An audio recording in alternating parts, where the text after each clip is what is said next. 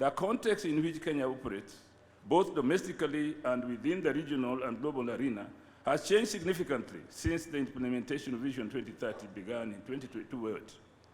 Kenya now has a younger and increasingly urbanized population, creating growing demand for infrastructure, energy, housing, and social amenities. Regionally and across the continent, Kenya also faces increased competition, including from neighboring East African community countries, as nations pursue greater economic, infrastructural, and technological competition. The global competitive environment is therefore far more intense than it was in Vision 2030, when Vision 2030 was launched. Kenya cannot afford complacency.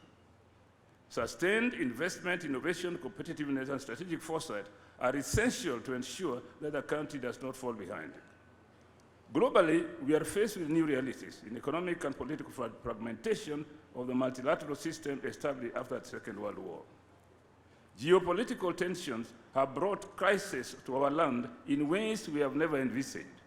It is high time we began a conversation on how we escape the disruptions, such as developments in the decades abroad.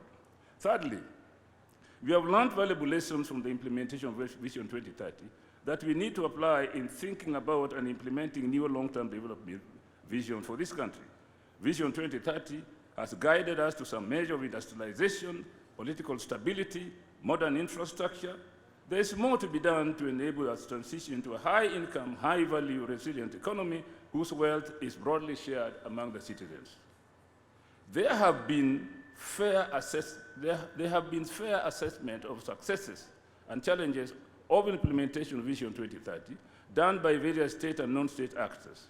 Some of these assessments have gone further to attribute the limited achievement of Vision 2030 to certain explanatory factors, including but not limited to inadequate financial resources and a weak capacities for coordination and supervision of implementation.